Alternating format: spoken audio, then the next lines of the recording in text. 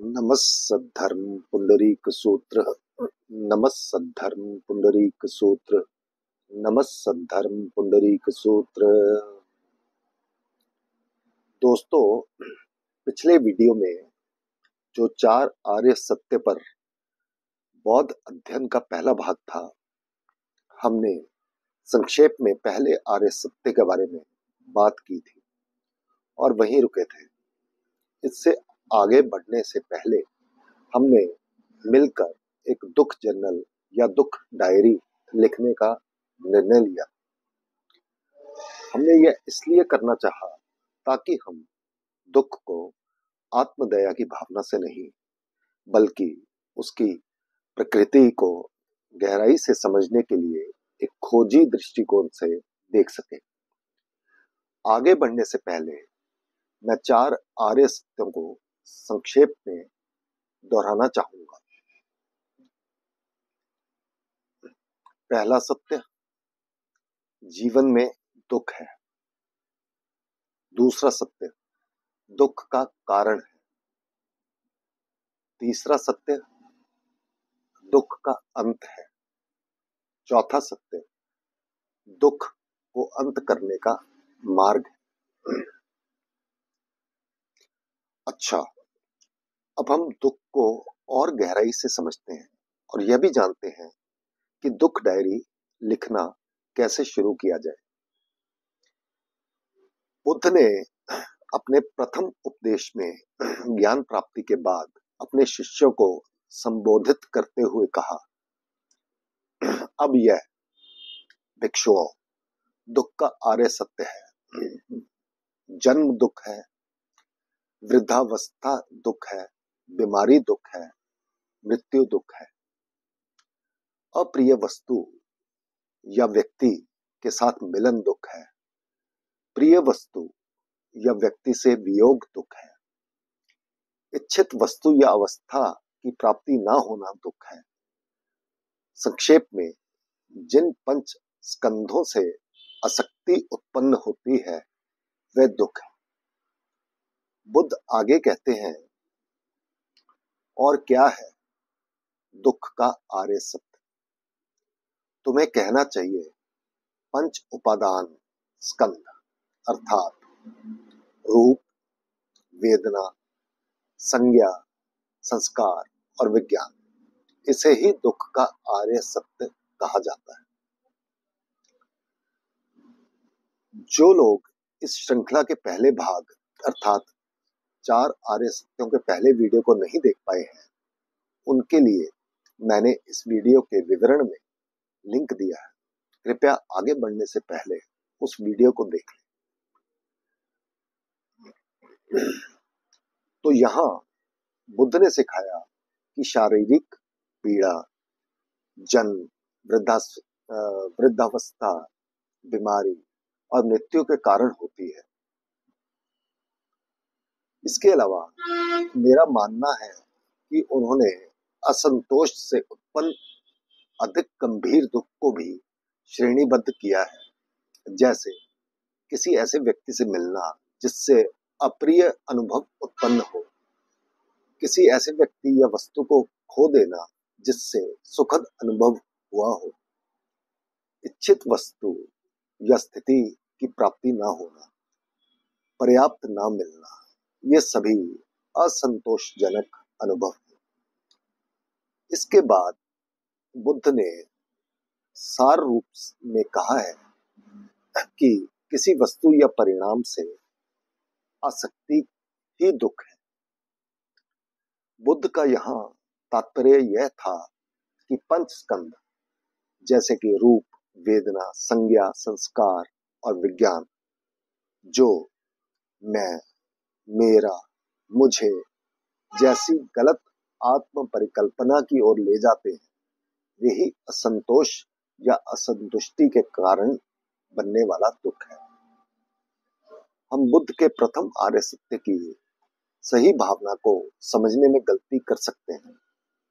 उनका वास्तविक उद्देश्य यह नहीं है कि हमें यह कहकर डराया जाए कि जीवन दुख है, बल्कि हमें यह चेतावनी देना है कि जीवन में उतार चढ़ाव आते रहेंगे और हमें इन परिस्थितियों का सामना गरिमा और आनंद के साथ करना चाहिए। जब हम जीवन के उत्थान यानी कि सुखद स्थितियों में होते हैं तो हमें यह नहीं सोचना चाहिए कि यह स्थिति स्थायी बनी रहे, बल्कि इस अवस्था का उपयोग सचेतना यानी कि माइंडफुलनेस के अभ्यास के लिए करना चाहिए और यह स्वीकार करना चाहिए कि यह भी परिवर्तनशील है तथा कम अनुकूल स्थिति में परिवर्तित हो सकती है। इसी प्रकार जब जीवन कठिनाइयों से घिरा हुआ प्रतीत हो तो हमें इस अवस्था को सुधारने के लिए पूरे आत्मविश्वास के साथ संघर्ष करना चाहिए। यह विश्वास रखना चाहिए कि यह अवस्था भी स्थायी नहीं है और अपने परिश्रम व समर्पण से हम इसे एक अधिक अनुकूल स्थिति में बदल सकते हैं। तो हम अपनी दुख जर्नल या डायरी कैसे लिखें और इसे क्यों लिखें? आइए इन प्रश्नों का उत्तर खोजने का प्रयास करें। एक उदाहरण लें। कोई व्यक्ति कर्ज से बाहर निकलने की चुनौती का सामना कर रहा है। यह कर्ज अतीत या वर्तमान में कम संसाधनों के कारण हुआ हो सकता है और अब उसमें अधिक धन कमाने की इच्छा है। यह इच्छा बिल्कुल स्वाभाविक और उचित है। तो आइए डायरी में लिखें उसके बिहाफ पे, मुझे अधिक धन की आवश्यकता क्यों है और कितना चाहिए। मैं पहली बार कर्ज में कैसे फंस गया। तीसरा, ऐसे कौन से कार्य थे जिन्हें टालकर मैं इस स्थिति से बच सकता था। इन सभी बिंदुओं को लिखने के बाद दृढ़ संकल्प करें, मैं अब से और भविष्य में उन सभी गलतियों को कभी नहीं दोहराऊंगा जिनके कारण मैं कर्ज में पड़ा। जब भी कोई निर्णय लेना होगा अपने इस संकल्प को याद रखें ताकि आप अतीत की गलतियों को दोहराने से बच सकें। अब अगला कदम क्या है? फिर से लिखें कि आपको अधिक धन की आवश्यकता क्यों है और कितना चाहिए।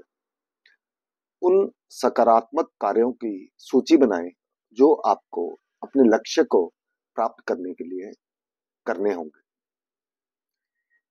अब इस अभ्यास का महत्व क्या है?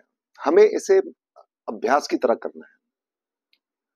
यह अभ्यास आपको सही निर्णय लेने के लिए सशक्त बनाएगा और अंततः इस चुनौती को पार करने में मदद करेगा। इस डायरी के पन्ने को प्रतिदिन पढ़ें। यह आपको सचेत रखेगा कि आप कोई ऐसा कार्य ना करें जिससे आपका कर्ज बढ़े। यह आपको छोटे छोटे कदम उठाने के लिए प्रेरित करेगा ताकि आप अधिक धन अर्जित कर सकें।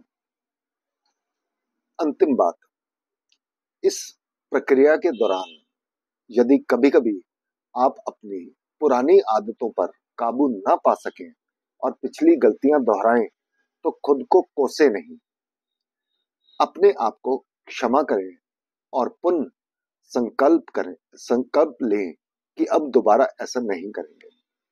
लेकिन इस संकल्प में ईमानदार रहें। आइए इसे मिलकर करें और अपने दुख को अपने विकास का उत्प्रेरक इम्पीटस बनाने के अद्भुत अनुभवों को साझा करें। आपका बहुत बहुत आभार। नमस्सद्धर्म पुंडरीक सूत्र, नमस्सद्धर्म पुंडरीक सूत्र, नमस्सद्धर्म पुंडरीक सूत्र।